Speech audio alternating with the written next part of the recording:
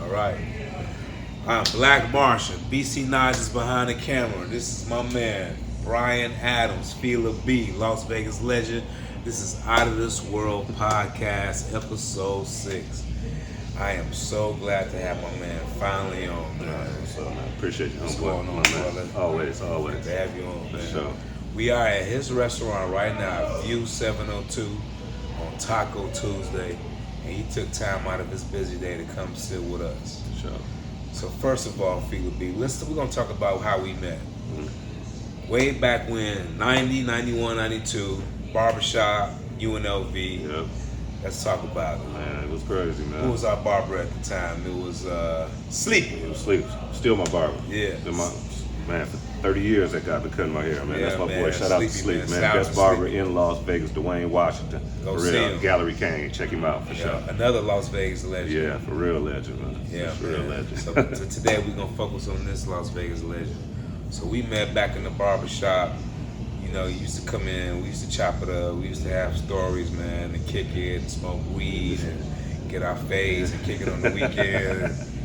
Women chased us. You know, it was a good time, man.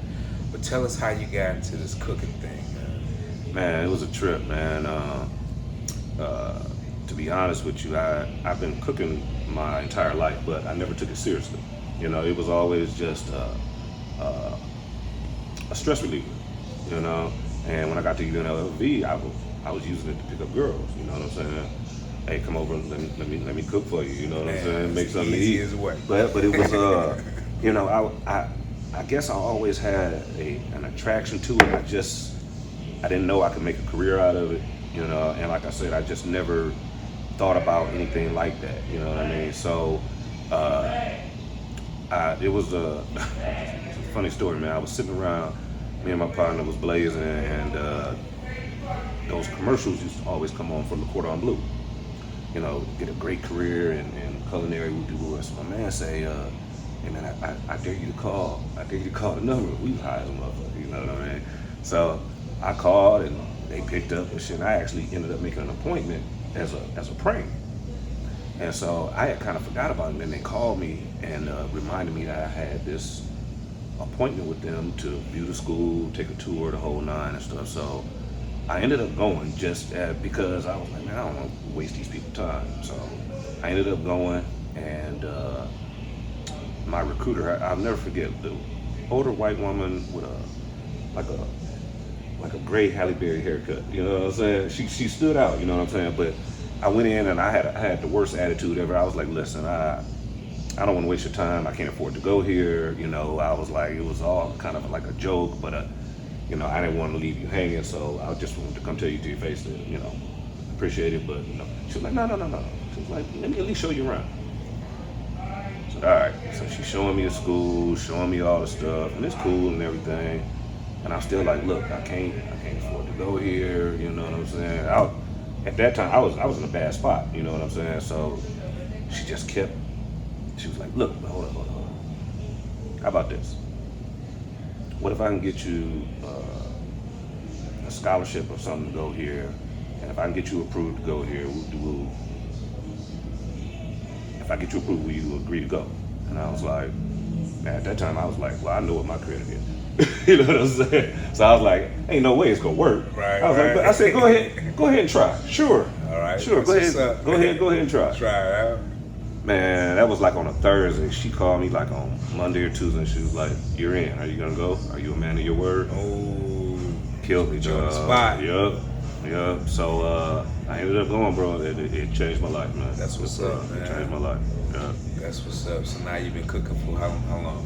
30 years? Nah, professionally coming up on 16 years. 16 years? 16 years, yeah. All right, so let's talk about where you first made your job. The job that you put on your resume, the job that you won't ever forget.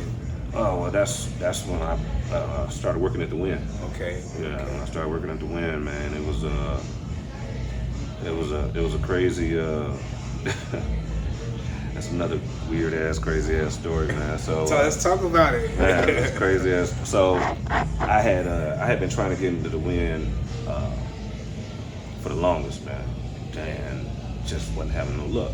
So I ended up buying a car from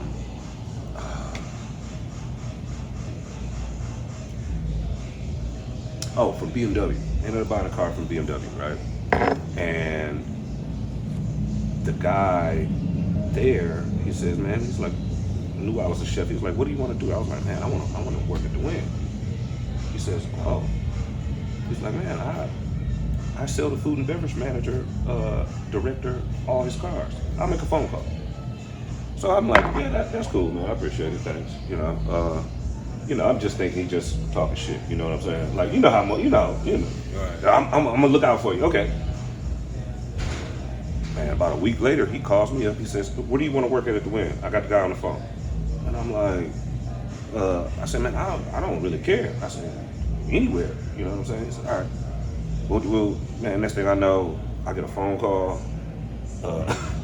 They were like, hey, you got an interview on what? I was like, dude, it blew my mind, dog. That's what's Like I said, I had been trying to get in there and couldn't get in there at all. And somebody came and intervened. Right? and this is what did it. So the guy who sold me my car, he really looked out for me because at that moment, like I said, shit wasn't really right. But he turned his head and did some shit.